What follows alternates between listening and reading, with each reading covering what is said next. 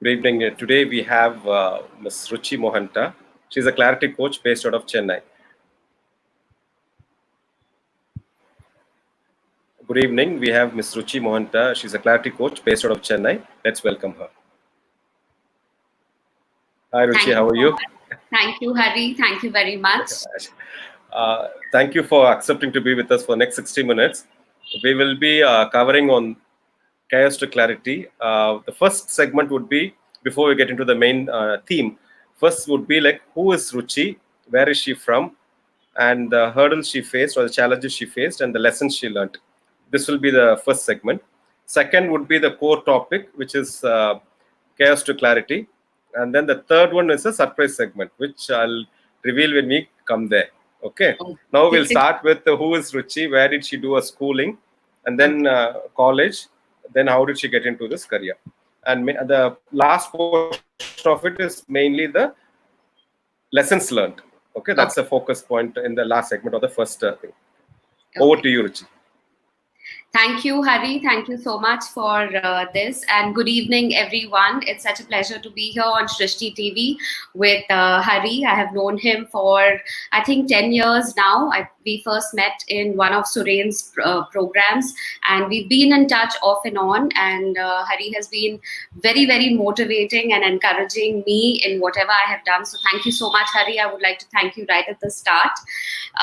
So my journey and how did I start? How was schooling? How was college? How was I, and how did I come where I have come? What was the chaos in my life?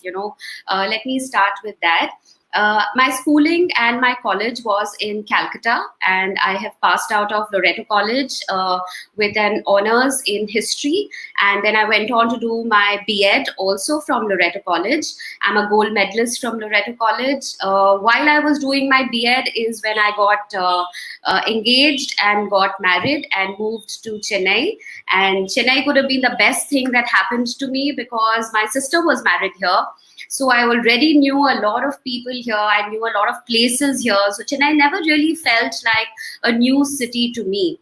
And I got into a family which believes in empowering their women. So from day one, it was understood that I will be working and I will have my own niche because my co-sisters were doing that. So I never really had a struggle to prove myself, although I come from a Marwari background. And for many of us, it would be like it's a big thing that a Marwari is working. But for me, I was very blessed to be in a family which was very encouraging from day one. So I just happened to go into Lady Andal because my nephew was studying over there, and my sister told me, why don't you go in and give in your CV, and why don't you apply for a job? And I had just got married and moved in. So I said, okay, I'm qualified to be a teacher, so why not? And I went in and applied, and within a week's time, by God's grace, I was offered a job in the coming year itself. So there wasn't much time for me to really settle down after marriage. My career went hand in hand with my married life, and that's where I took off. I worked with Lady Andal for 3 years, and then I took a year's break, and typically said once I had my daughter, I said I'd like to take a year off or 2 years off and take care of my child. But thanks to my mother-in-law and thanks to my sister, they understood this what they say, that you have this kind of a urge to constantly keep doing something, and they knew that I'm not this mother material kind who'll just stay at home to take care of the child, and they were very supportive. And within a year's time, I rejoined work, but this time I rejoined work with Sishya, another premier school in Chennai, and I worked there for almost 9.5 years. So what I do realize about myself is every single time I am working until 3 years, 4 years, and then I begin to feel as if I'm not growing. I begin to feel as if I'm stagnating. So while I was in Sishya, I went to Dubai and I did my licensed program in mind mapping, and I became the first licensed instructor in Tamil Nadu. And I was very fortunate to have Suren, to have Pooja, to have a whole lot of people who encouraged me from day one. I did live mind mapping sessions for Success Gyan, and that's when I kept meeting more and more people, whether it was for corporates, whether it was for schools, whether it was for children, and I started working on doing mind maps. And even today, a lot of people know me as, oh, you're the one who used to teach mind maps. So that was my first venture out on doing something on my own. But like I said, 3 years, 4 years, and I then start feeling that maybe what I'm doing is not enough.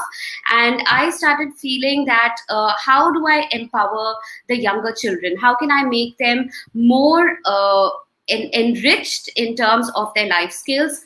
And I realized that the four walls of the classroom can never be enough to bring that kind of a life skill change in them. And that's when me and my sisters, we launched Nature Diaries together. And that's exactly 10 years ago that we did that, just with the concept that we want to take the children out of the four walls of the classroom, give them an experience and get them to learn from that. So for me, experiences are what really change a person or transform a person. And that's where, whether it was Nature Diaries or whether it was my various different workshops that I did with children, whether it was the business program that we created, where Murli Sundaram and I created the BAY, which was the business program for business administration, for the program for MBA for children between 9 to 14. So it was always about giving them something that the schools were not giving them. So I did a lot of those programs, and I went into all of that. And then one fine day, I decided that school is not, or Shishya at that moment is not giving me the kind of growth that I am looking at. And for no apparent reason, I said, okay, I need to resign and I need to move out and do something on my own. That's when I did my first, or that's when I really encountered a taste of my first failure, if I may call it so, when I did Nutshell Kids, which I wanted it to be an activity center, but it turned out to be more like people wanted it to be a tuition center. People wanted it to be a place where children can just learn their school-related maths or their school-related English. And I personally believe that what is being taught in school is good enough. You do not need extra help outside unless you really need it in terms of special education or something like that. So I wanted Nutshell Kids to be a skill development center, which really did not happen. So that's when I realized I'm not really putting out what I want to do as my dream and vision of Nutshell Kids. And I moved out and I had resigned from my job, and I was still grappling and seeing what do I do around it. And I was blessed again with another opportunity where I was called in by another school to work as their educational consultant. And straight from being a middle school teacher, I took a really high jump and went on to coaching and mentoring the head of the institution as well as the teachers over there. And that was a beautiful opportunity because I learned a lot on the job, and I learned how to run the entire back end of a school. So it was a fantastic experience for me.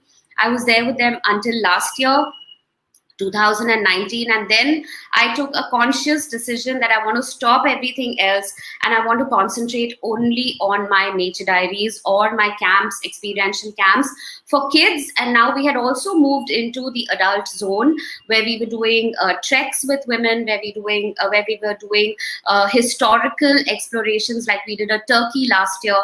So started moving into a space with adults as well, and that's where I feel I completely come alive when I'm outdoors.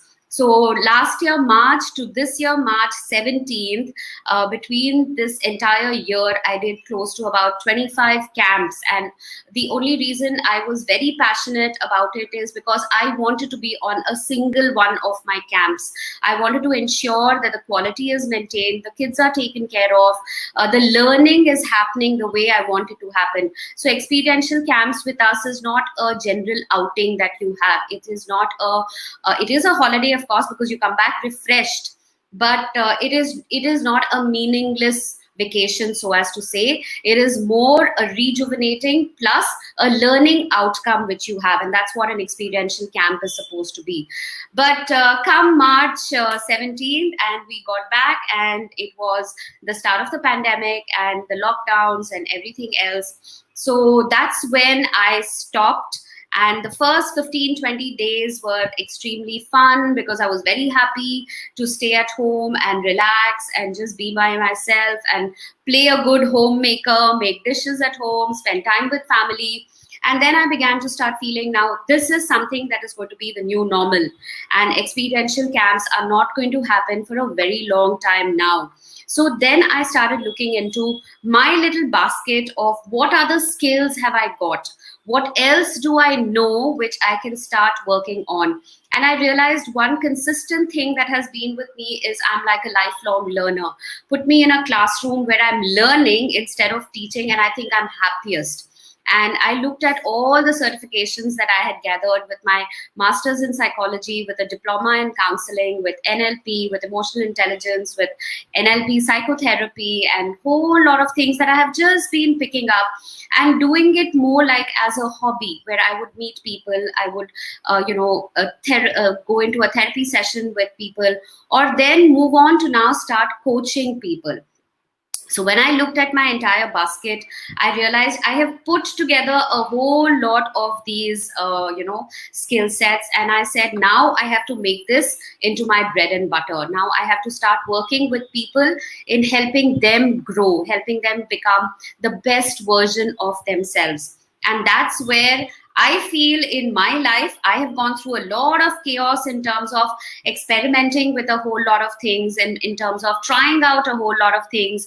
And I have been successful in most of them, but yes, learned also from my failures over there that this doesn't work no matter what you are doing with it.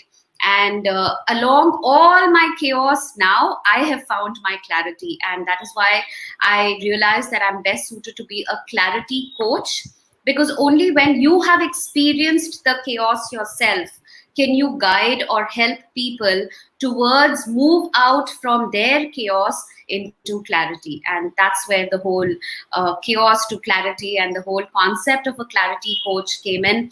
One thing I really love doing is investing a lot in myself. So whether it was signing up for my mind mapping in Dubai and getting a license in it, whether now the ICF certification that I am pursuing at the moment, the various courses that I have done through Udemy or through Coursera or all these platforms, in order to get myself certified in whichever other part I felt I did not have or it was not equipped for.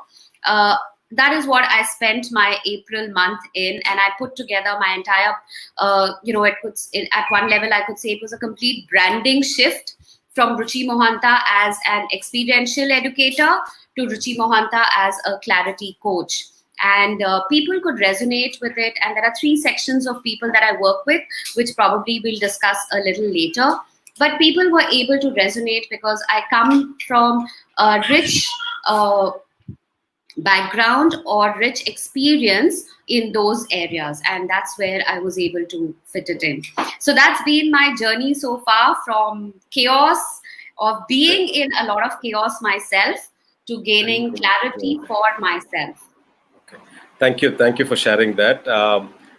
What has been the learnings, especially from the challenges?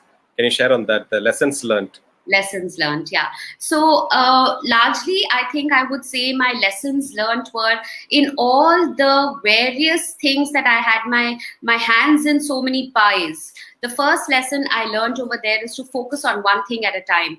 And last year, when I said that I'm going to put everything aside and I'm only going to focus on nature diaries, I realized I did exceptionally well. In that 1 year alone, I was able to do 25 camps, which were sometimes back to back. Sometimes it was at a time when I would have my one bag ready while I would just come in the previous night, and next day morning I was either flying out or taking a train and moving out. So the first thing was a single-minded focus, and which is what I lacked earlier, which is where I felt that I was all over the place trying to do too many things at the same time, and that's a cause for not giving your 100% in any of the places. So the first thing I really learned from my chaos was to have a proper focus. And the second thing I realized was sometimes some things will click with people, sometimes some things will not click with people. So when I started Nutshell Kids, my intention was to create it as a skill development center where children are given the skills that they are unable to get in school. but maybe I did not market myself well. Maybe I did not give it that much time and attention. So that's the reason why it slowly started converting into a tuition center. And that was not at all my vision for Nutshell Kids. And I realized that if it is not aligning with my vision, it's better that I shut it down rather than trying and or maybe I did not try hard enough at that point of time to change things around with my marketing. But I just felt, no, this is not what I want to do. So I realized that sometimes your vision is not clearly, is not clearly communicated to the audience, and then you have a mismatch. So that was the second thing that I would say that I have learned from my failures. And the third thing that I have not really learned, but I would say is something that I resonate with is constant learning, constantly understanding that there are opportunities out there, constantly knowing that you have to keep adapting, constantly making changes in yourself in order to keep getting ready for the next leg in your life. So that's not really a challenge, but I think that is something which naturally came to me. But if I have to say three things I would like to give you as takeaways, I would say that first and foremost, single-minded focus on one thing at a time. And the second thing would be sometimes understanding that your vision, if it is not clearly communicated, it can backfire. So either work on your vision or understand it's not in alignment. So probably stop with that. And the third thing I would say is to be a constant learner, to constantly adapt, to constantly keep innovating, to constantly keep investing in yourself. And if you see any of these motivational speakers in the darkest of their times, when they say that they have very less bread and butter or when they have very less resources, the one thing that they did not compromise was on their own education, and not education in terms of a university degree or in a school degree or any of that, but the constant learning, which was maybe say the university of life. And they never stopped learning and growing, whether it is through books, whether it is through videos, whether it is through online tutorials. Now today, I only get reminded of Amir Khan's statement in Three Idiots. He says, "Itna gyan bat raha hai." There's so much learning that is happening everywhere. Just be open to learning. Just be open to innovating yourself and moving ahead. So I would say these are my three big takeaways on my three big, what I have really learned from my challenges. Thank you. Thank you. Now we move on to the main segment, Clarity Coach of Chennai, Miss Ruchi Mohunta. This concept, you explain where the origin was and how did you come up with this concept. Explain a bit more on this, because more than ever, with the current situation, this has more importance because of the lockdown or COVID situation. Absolutely. So this has more relevance to any level of people, be it a student or a teacher or an entrepreneur or an individual. Yeah. This has more relevance now, and also this can guide them in the way which they have to travel, and also helps them to reach what they want to reach. First of all, in order to have all these things, there should be clarity. So we'll start from there. Explain how this is more relevant for this particular condition. Okay, right. Okay, so let me start with that and then we can probably rephrase. So going back to my own story of chaos and having my hands in so many pies at the same time and knowing that there are so many things that I wanted to do. So there is chaos around me, or there was chaos inside of me on what do I really want to do. And somewhere this clarity started happening at the pandemic time right now, when I think we were forced to come down to a pause, when we were forced to stop ourselves and say, look at your life right now and how would you like the rest of your life to turn out? Or more importantly, when you're dead and gone, how do you want people to remember you as? And that one question which kept coming back in this book that I was reading at that time called Ikigai, which helped me to connect with that. So how do I want people to remember me as? And if that is how I want them to remember me as, what am I doing today in order to get there? So in a pandemic time, we have been forced to come down to a shutdown around us. So look at it as a very positive light. Look at it in a very in a manner where you are getting an opportunity to reinvent yourself. So this is a time when probably everything you have been doing in the past, especially for people who have been in the travel industry or the hospitality industry, or even to some extent at the education industry, things are never going to be the same for a long time to come. So now I know my core business is never going to be the same. I know I can't go out on camps for maybe another 6 months, another year, another 2 years. I don't know how long. So it forced me to stop doing what I was doing, and it made me reinvent myself. And in that moment of pause, it was beautiful because I could now look at myself and I say, how do I want to be remembered? What is it that I want people to know me as best when I'm dead and gone? And when I reworked myself on that, I said, okay, this is what I resonate best with. And this is what I have been doing over a period of time, whether it is through mind maps, whether it has been through my a hobby therapy, setup, or whether it has been through my experiential camps. It has always been to leave people better than the way I found them. So somewhere add value to people's lives, make them a better version of themselves. And when I dug deeper into myself, I realized this is what I resonate with most. And that's where it all started. So in the current situation, all the more reason, when you know what you have been doing all along can no longer be done with you. It's a moment of your pause. It is a moment for you to reflect. It's a moment for you to introspect. Do I have some skill sets which I can reinvent myself and I can use? Or do I need to add skill sets? Which is why constant learning is very important. And it is available so much right now. I mean, the courses, whether they are online courses or whether they are university courses, they're really being given away at throwaway prices. So how do I learn, reinvent myself, get more qualified into a better version of myself and start working again? So I think in the pandemic times, the first stage of clarity coaching is pause.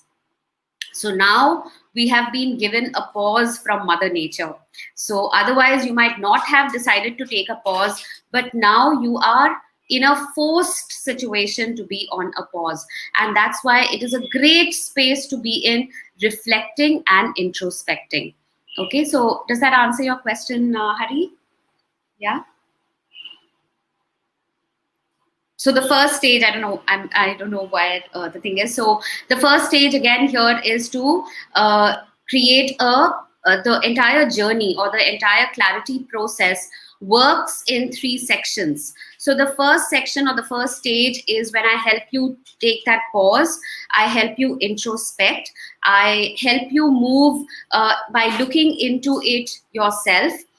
The second stage is called prioritize, which is where we dig deeper, where we look a little bit more into your skills, your strengths, your personality traits. How have you been working all along? What is it that has been happening in your life? Where do you see yourself, visualizing yourself in the near future, in the far future? So that becomes your priority phase. And the third phase comes in as your perform. So the first is pause, then you prioritize, and then you get ready to perform. And in the perform stage is where we talk about goal setting, is where we talk about what are the other tools that you need to have in order to make your dreams into a reality. So it goes as a pause, a prioritize, and then we move on to a perform. So that's the whole process of clarity coaching. Okay. Yeah. Now, let's focus on certain samples. Like in case if I'm an entrepreneur and say I am in a field where I can't go online. Okay. But I do have that particular skill. Say if I'm a owner of a restaurant. So what do I have to do? Or if I'm a person who was into event management. Now we know for sure this is going to continue for at least after the vaccine comes for another year or so. The social distancing and all those things, as per Ms. Soumya Swaminathan from WHO, she said at least till 24 to 25, 2024 or 2025, this will be there. It won't be like peak and valleys. It will be like more of fins, okay, ups and downs. So in this scenario, how would you, let's take this as an example, like a person who's doing events or a person who's having a restaurant, catering Mhm. business and things like that. So Mhm. what would be your suggestion to them? Just for viewers to understand how this template can be applied to entrepreneurs. Then we'll talk about individuals and kids and teachers. Yes. We'll start Okay. with entrepreneurs. Okay. All right. So let's start with business owners.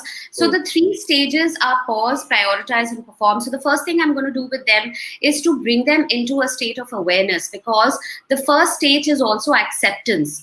Acceptance that what I have been doing in a very normal way all these years is not going to be the same. So instead of that bickering, instead of that blaming, instead of being in that negative space that why is this happened and how terrible is this and I'm facing so many losses and all of that, you come into a state of acceptance where you say, okay, now this is the state, what am I going to do about it? Then we move on to a stage of prioritize, where we again look and explore what are their other skill sets. So if you are a business or if you are into the restaurant business, how can I bring food into the homes of people, because that's what I'm best at.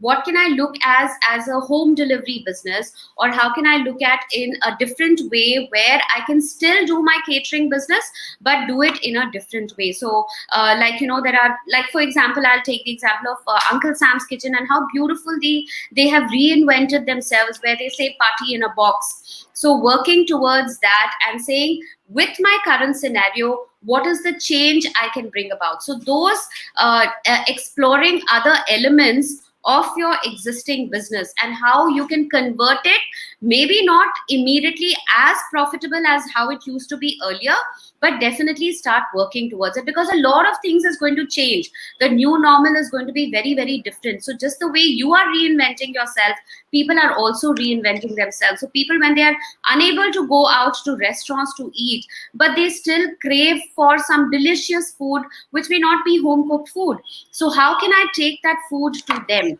and how can I get it across to their homes? How can I package it differently? How can I market it differently? How can I talk about it in a different way? What are the extra ingredients that I can add to it? And that becomes your exploration or your prioritized stage. And then we move on to perform, where we then put it down as the goals to be set and how am I going to make it happen for you. So these are the three stages that probably a business which can't go online immediately, we will still work it around and explore various other avenues around it, other ideas around it, other brainstorming sessions around your existing business, and then take it forward. So that's how it probably, you know, it is for a restaurant owner, that is how it will probably be working. And How yeah. about let's say from restaurant owner now we'll move to a person who is more into they want to do something, they've lost their job, and Right. they are good at creative skills and they are Hmm. good in content writing. So how do they take it from here? Okay, so Because most you of the know, people have sorry yeah, sorry, please finish. Yes. most of the people uh, from the media industry are losing jobs. Of course, almost spectrum of industries are giving layoff and things like that. But then, like mostly in media industry, who I have connection with, have lost their jobs. So they're also in this state where they have certain set of skills, but Hmm. they do not know where to start and how to start and where to. I mean, what should be the next step, whether Okay. they should invest with setting up a studio or whether they should invest in having an office and things like that. So let's talk Yeah. about that. Right. Okay. So when we look at people who have a certain skill set Hmm. which they have been using in a particular way. So let's take an example of somebody who's in the writing industry, in the film industry. I think this is an opportunity for you, because everything is going to go digital. Everything is marketing in a very different way. So I think content writers are really the need of the hour, because not everybody knows how to put across what they want to say in a beautifully drafted script. So whether you need to invest in a studio, or whether you want to work from home, or whether you want to invest in yourself, where you learn the art of content writing through any of these courses which are available, and they are really at throwaway very, very cheap prices. So investing more in a skill set for yourself rather than investing in an infrastructure if it is not required immediately. Yes, If you need a laptop, maybe you were earlier writing in a different way, but now if you require a laptop, so please invest in those things. Investments, keeping it as less as possible, but trying to invest more in yourself so that no matter what happens, your skill set remains with you. So learning these new art, or learning the breakup of how maybe web content is written, or writing for websites, or writing for people who are in social media but they don't have the time to create their own content. So signing up with people and saying, okay, I'm going to write a blog for you every week, and adding value to those people. So the job opportunities for them have completely changed. They will have to reinvent themselves. So for reinventing, I feel investing in your own self is extremely important, rather than just go straight away into it and say, right now I was writing for films, but now I can start writing blogs for somebody, say, in the health and nutrition sector.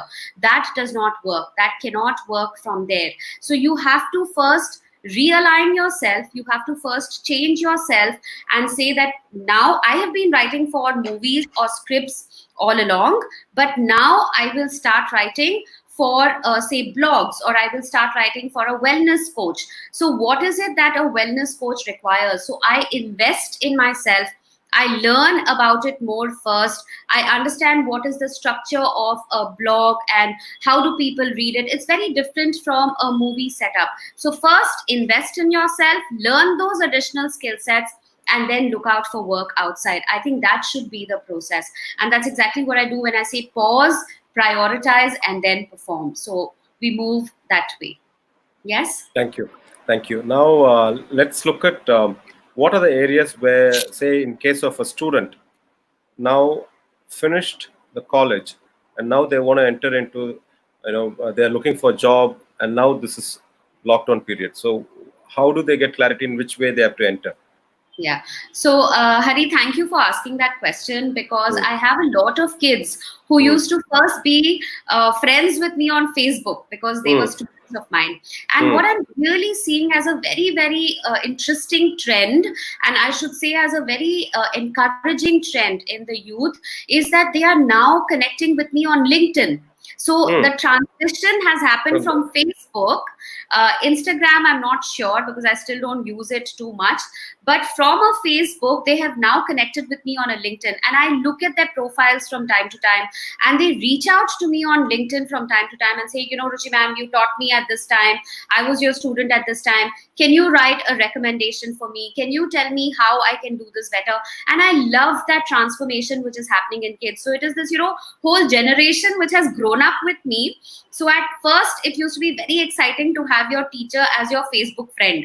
And now they are looking up to me as a mentor or as a guide or as a coach, and they're connecting with me on LinkedIn. So for youngsters, for those who are not in a job, but you finished college, I would say the first step is to get out of your Instagram, get out of your Facebook, but start building your profile on LinkedIn.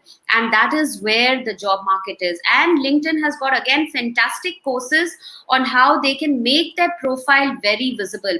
There are so many people that I keep reading on LinkedIn who are hiring interns.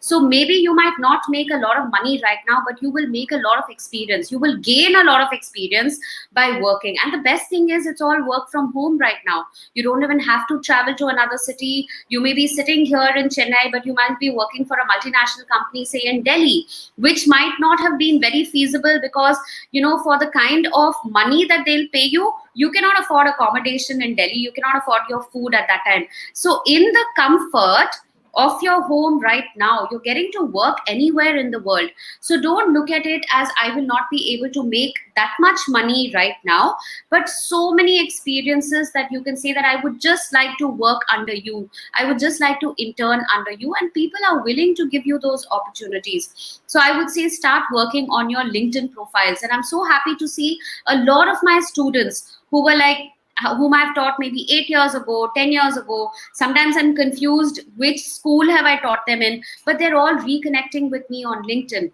And it's an amazing platform that they can start building their profile on. So working from there is a great idea. Working on your LinkedIn profile is a great space to be in. To start with, and then from there. Absolutely. Okay. Yes. Now, let's talk about entrepreneurs who were actually doing good in their sector, and then like now they were more into a service sector, okay, training, where they were actually visiting the centers, colleges, or corporate, and they were giving training. Now it has all become online now. So some of them are tech savvy, some of them are not. And also being tech savvy only doesn't help. It also comes with this blend of setting up studio and things like that. So let's elaborate on that, so that people, because a lot of consultants and the trainers are now stuck in a position where they have the skill of training and they have the skill set equipped with all the required knowledge, but then they are not able to deliver it.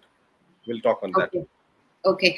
So I'll talk about my story. I am somebody who will run away from technology 100 miles. The minute there is something to do with technology, I'm the first one person to say that I'm really bad at this. So even changing my phone can be traumatic for me as an experience, because it's a new gadget. So for somebody like me, I think I accepted that this is the way forward. So first and foremost, to come into a space of acceptance, to say this is what is going to be the new norm. So the minute you accept, you look at it as something, not as a problem, but as a challenge. And the minute you're faced with a challenge, there are solutions to it. So first and foremost, to come into a space of acceptance that I don't know this yet, but I can learn it, because it's not like you can't learn it. You definitely can learn it. And then taking baby steps towards learning it.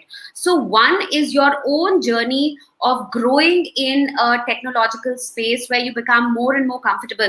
I think 2 months ago, I didn't even know what Zoom was. I didn't even know this platform. Although people have told me earlier, why don't we get on a Zoom call? And I would say, what Zoom? I'll just get onto a phone call, or I'll just come and meet you in your place. It was always the comfort of knowing that we can get on face to face. So I had no idea how Zoom was. But now I can almost call myself a pro at Zoom, because I know the features, I know how it happens. I know, I have a licensed Zoom account now. I'm doing all my webinars, or I'm doing whatever I'm doing on Zoom. So I've become very pro at it.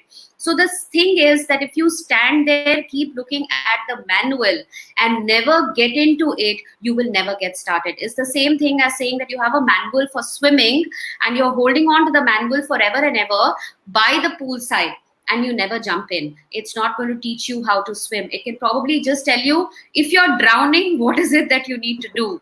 But otherwise, to swim, you have to get into the water yourself. So the first thing is to get into acceptance and say, this is going to be the new normal. This is a challenge for me right now, but I can definitely do something about it so that I get better at it, or I learn it. Okay, that's the first thing. And by saying that it's a challenge and I will conquer it. And the second thing is to dive into it, to explore it, to learn while you're on the job. And there is no harm in telling the organizers that, you know what, I'm not very comfortable with it. I would like to do a quick run with you on how this software works. Exactly what you and I did, Hari, at 5 o'clock, 4 o'clock today, when I said, I'm not comfortable. Can you teach me what to add and whatever? And I learned it. It's not that difficult.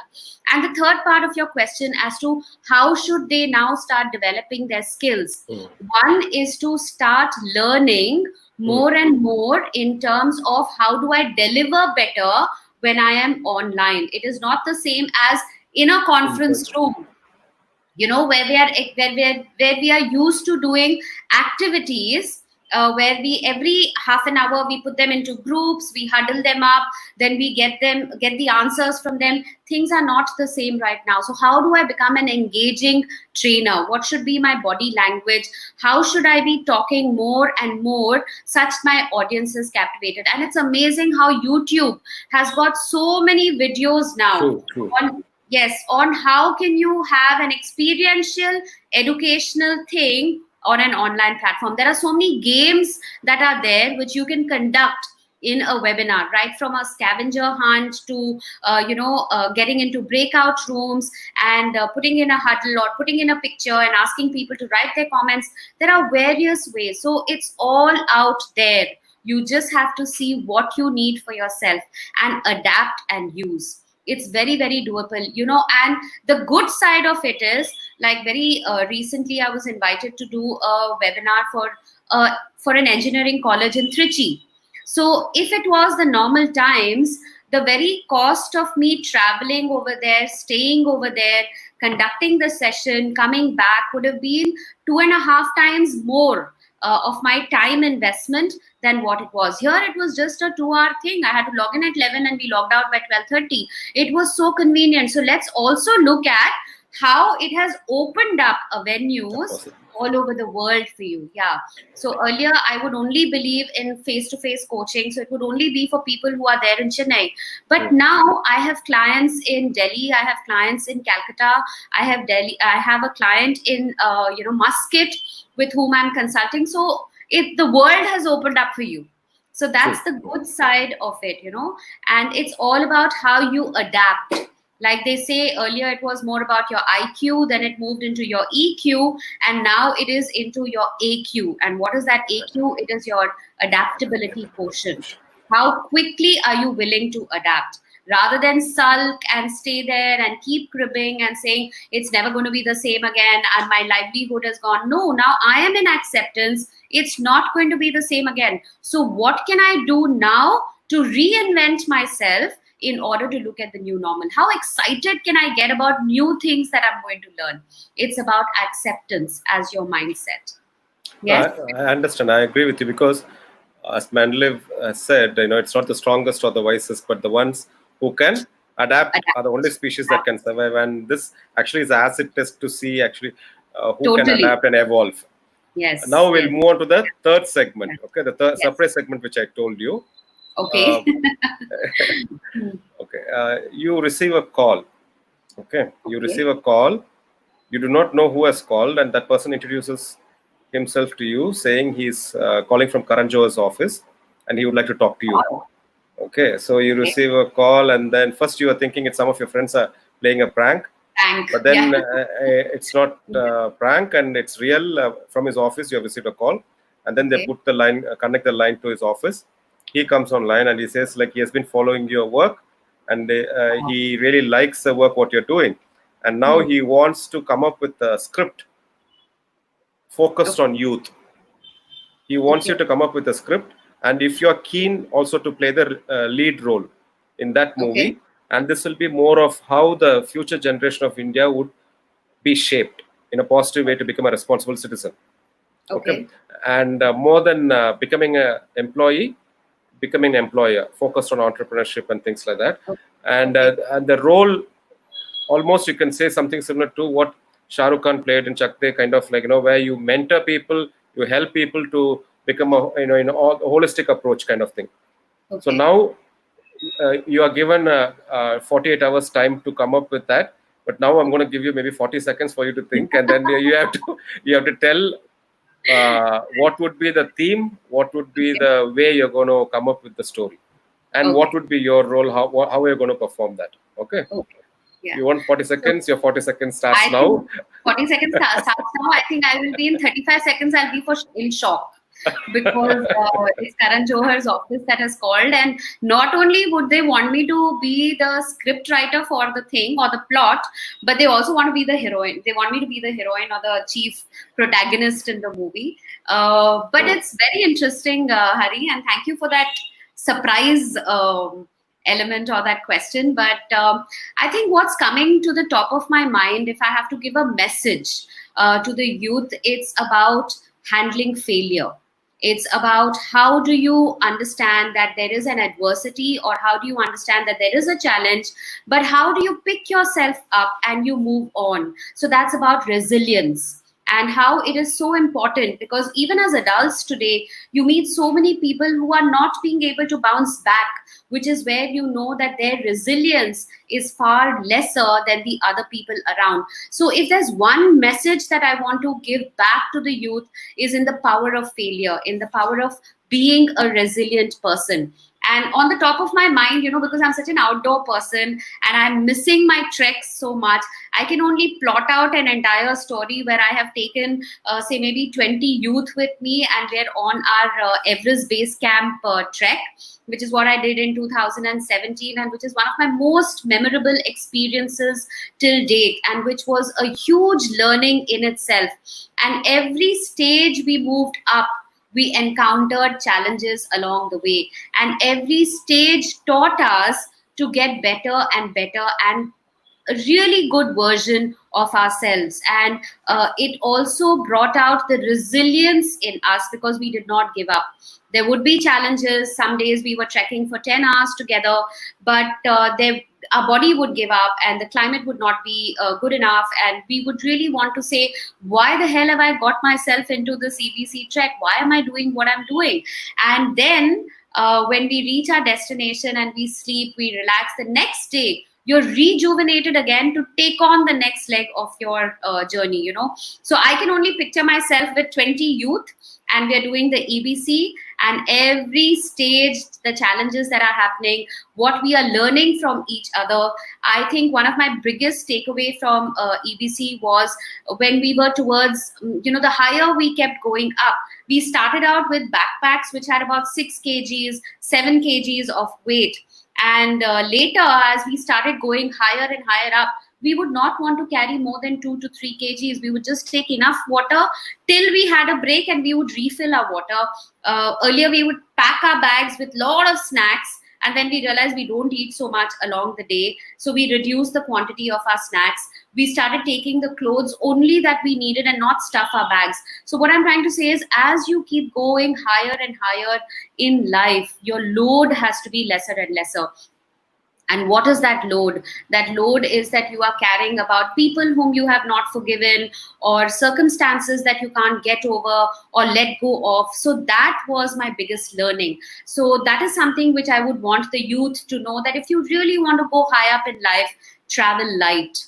And by traveling light, you only take what is needed with yourself. So I can only visualize this fantastic movie with me and 20, 30, 40, as many youngsters as they want to come along with me. And we start our journey on Everest Base Camp. And as we move along the whole journey, we learn. And the biggest takeaway is resilience, how you dust yourself up and how you move on ahead. And that's very, very important for me. So that would be my story. And okay. If anybody here is listening to me and has connections with Karan Johar, please get me connected. Similar to Hillary. Similar to Hillary's steps. So probably the movie will be named Ruchi's Steps. Right? Yeah. Okay. Now, next question. You are given a time machine, and now you are on. Let's say you only have the option to go back to your college day, last day of your farewell day. Okay. So this version of Ruchi goes to your last day in college and sees that version of Ruchi. So what will the current Ruchi advise the college going Ruchi? As in the one who's passed out of college. Correct. You have gone to your 20-year-old version of you, and you're going to advise 3 things what you will advise about life. Okay, all right. That's interesting. So when I go back in time and I travel back and I meet myself who's 20 years old, I will like to tell Ruchi that first, make more mistakes. So don't worry about the consequences. Take up more challenges in your life. Don't be in so much of self-doubt. Do not ask yourself too many questions, but please believe in yourself and know that something will come out. Don't overthink, overplan, conceptualize, but get into action. So make more mistakes, take more action. I am taking action, but I think if I could tell myself at that time, take more action, I would say take more action. And third thing I would say is focus on one thing at a time, and don't try and do too many things at the same time, because then it dilutes it. You do not become the best version of yourself because you're trying to do too many things at the same time. So these are the 3 things I will tell her. Focus on one thing at a time. Make more mistakes. So don't doubt yourself too much, but go ahead and make more mistakes. And the third thing I would definitely tell her is that focus, make more mistakes, and take action. So keep trying to, don't overthink. What's the worst that will happen? You'll fail at it. If you fail at it, you come out of it from a lesson. So look at failure as a feedback. So now I know as a feedback that I don't want to start an activity center ever again in my life, because I Okay. can't work with that. So I know Okay. what not to do in life. Sometimes Okay. it is as important to know what to do in life And as it what is not? important to know what not to do in life. So sometimes, it's important to keep making these mistakes, and the sooner you make them, I don't want to do this, I don't want to do this, I don't want to do this. So you come into the focus of what I want to do. So that is what Thank I you. would like to advise Thank her. you. Thank you. We have some of the viewers already started commenting. Yeah, We have Ms. Radhika. Hello, everybody. And then just yeah. about when the program was about to start, we had Ms. Gunjit. She said she's Guni, waiting. Gunit, yeah, sorry. Guni, And then we yeah. have Shibonti is Sabanti, my Shebanti. Yeah, Okay, okay. she's from Denmark. Thank you so much, Shibonti, if you're still on the call and you're still watching. And Nutshell, what you and I did was a very different version of Nutshell Kids that I started. Yours and mine was a super energy group, and we did Nutshell at that time. But Nutshell Kids didn't turn out the way I wanted it to turn out. So Shibonti is over there. And then Rashmi me. Rashmi is doing the ICF coaching. So thank you so much. Pause, prioritize, perform is my mantra for clarity coaching. So thank you so much for appreciating that. Rashmi, again, awesome example. Thank you so much. Awesome way to relate the baggage weight at EBC. Yes, I think that was my biggest takeaway, that the higher you want to go in life, the lesser should be your weight, and the more things you need to discard off. It can be people that you're holding on to, negativity in terms of not forgiving them, not moving on in life, holding on to your past experiences. It doesn't work. If you want to go higher up in life, be as less, carry as less weight as possible, because only then you can move up there. No, So okay. yeah, Now, thank you. now you would have faced a lot of challenges and you've overcome it, and that's how you have turned to be the most sought after clarity coach in Chennai, and you're successful. This journey, you would have had a lot of people, personally and professionally, who have supported you. So you can Hmm. go ahead and thank them, tell their name, and go ahead and thank them. This Hmm. segment is mainly paying gratitude. So over to you. Okay. Thank you so much. I think right now we're doing something called the Magical Mornings. And every morning from 6 to 7, we're reading the book, The Magic by Rhonda Bryan. So gratitude is something which is really resonating with a lot of us, whoever's reading with me and on YouTube, watching my videos on the book reading of The Magic. So thank you, Hari, for giving me this opportunity on social media platform to thank. I like to start by thanking my dad, who left for his heavenly abode when I was just 9 years or 10 years old. But even today, when I look back and I say, what do I want to become, or how do I want to be remembered? I want to be remembered the way my dad is even today remembered, as a person who always added value to the people around him. So somewhere I like to start by thanking my dad for giving me that vision, that this is what I want to, because even 30 years that he has passed away, people who still know him still remember him as the guy who always made them feel special. So that's where my vision or my mission comes from. So I like to start by thanking my dad, thanking my mom, because becoming a widow at the age of 32, 33 with two daughters is not an easy thing, and how beautifully she gave us values which were important, values of hard work, values of integrity, values of being honest to yourself, and working with that, and never compromising on our education, always giving us the best possible education available to us at that time. So I like to thank mom. I would say she's one of the most adaptable people I have seen around.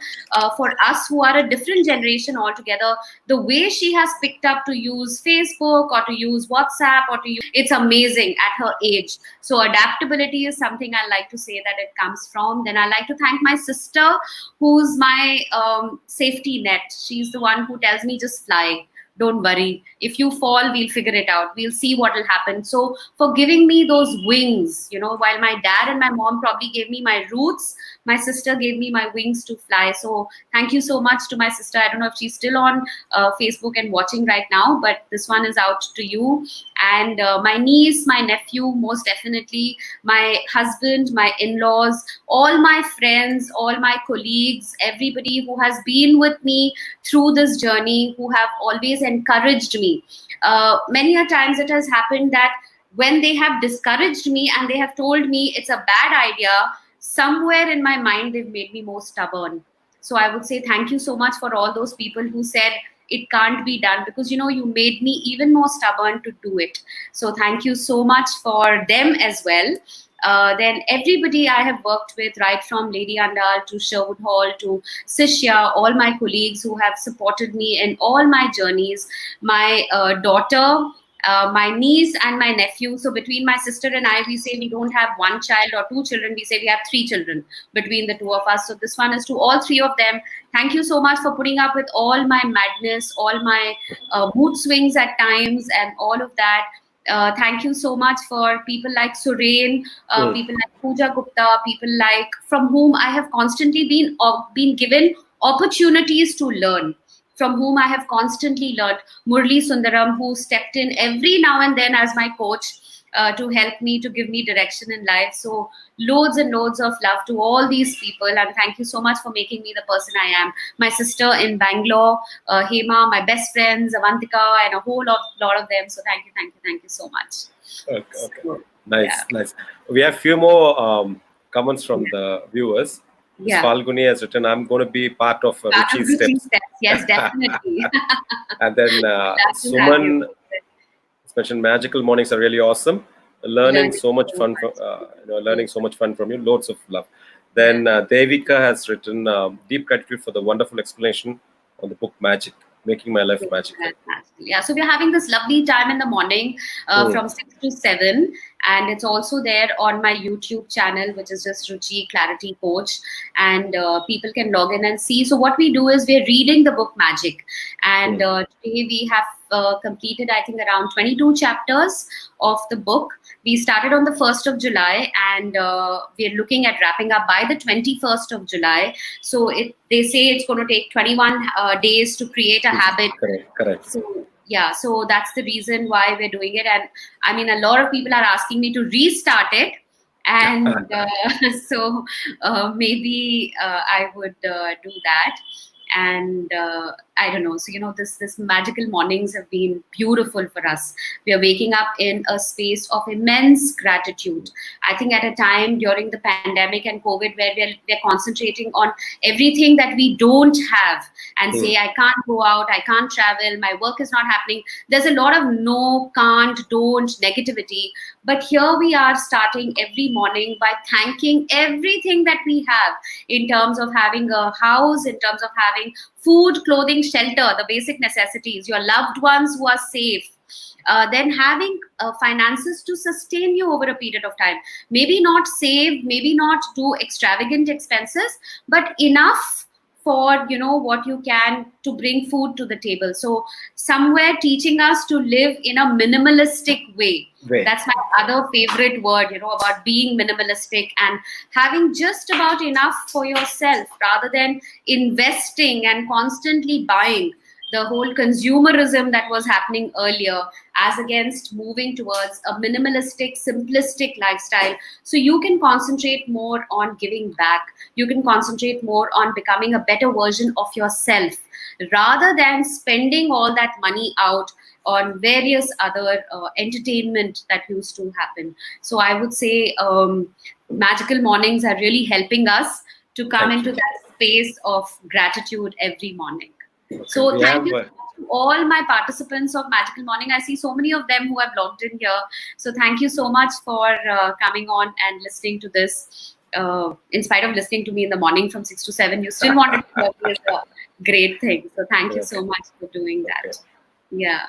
Kani has mentioned about clarity in your thoughts is amazing, Ruchi ma'am. Thank you so much for your sharing. Thank you so much. Rashmi has said the acceptance speech after getting the award for the best movie, Ruchi Steps. while you were saying the gratitude topic. Yeah. Now we'll move to the last question. Hmm. Your entire life, if we sum it up, Hmm. there are many learnings in it, but we'll go with the topmost one. One topmost learning which you would like to share with your community, younger generation, and people who follow you, who get inspired, who are around you. What would that one lesson be? Failure is beautiful. I would say please fail more and more. Resilience is what will make you stronger. So concentrate more on becoming resilient than becoming successful. Because if you're resilient, you're bound to be successful. So I would say resilience is what is the biggest takeaway for me, to say, you've fallen down, you get up, you dust yourself up, and you say, okay, I'm going to get so excited about now looking at my next challenge in life. So I would say resilience. And I would say just be in that space of Okay. constantly getting up every morning and saying, looking at your challenges as blessings, and saying, if this has come my way, it is going to teach me something. So am I ready to learn it? And the sooner I learn it, the lesson goes away and you move on in life. So resilience, I would say, is the biggest takeaway. Yes, Thank you. absolutely. Thank you. Yeah. Uh, Thank there you, are many. Archana. I love you too. Thank you so much. Yeah. Okay, we have Yeah. Meena Shrofa as well. Like, it's always a pleasure to hear you, Ruchi. Beneficial for us every time we hear from you. Thank you. Thank you so much. Okay. Yes. One thing is, of course, we have viewers from the page, Srishti TV page, and my followers and your followers, the database we have. Yeah. But we also have viewers from US seeing this live telecast from Tamarika TV. They've Okay. been supporting us with viewers from US, particularly Indians who are settled there. This is telecast to them as well. Thank you Wow. so much, Ruchi. Thank 60 you. minutes was the time I requested from you, and you have gracefully consented to spend that time. We have crossed that 60 minutes. We Yeah. have covered what all we wanted to do, what all we wanted to talk. And in fact, it's nice to see always, like, when there are a lot of comments which comes from the people whom you inspire. And we Yeah. saw that it's really good, and keep up the good work, and definitely we'll look into the options of collaborating. And Definitely. I'm really happy that I had you as a guest today. I hope Thank you you. enjoyed the session as well. Thank you. Yes, totally my pleasure. Thank you so much, Hari, for doing this. And thank you so much for everybody who's logged into Facebook to hear my story. A lot of it, I'm sure you know, but probably in a different light today. So thank you, thank you, thank you so much. Thank you. Yeah. Today we had Ms. Ruchi Mohunta. She is a clarity coach, and more than ever, her services, her guidance is much required now with the current situation what's going on. So if you'd like to contact us, if you see in the scrolling, we have her contact details, the FB page, fb.com, Ruchi Clarity Coach. Please to get in touch. And we have another exciting guest coming in at 8 o'clock, Mr. Olivannan Gopalakrishnan. He's well known among the Tamil crowd across the world. So let's listen from him about reimagining entrepreneurship. And at 10 o'clock, we have another guest who's more a specialist in branding. Miss Batul Turab is the guest coming in at 10 o'clock, 10 p.m., and she's going to talk about the art of effective branding. So see you at 8 o'clock.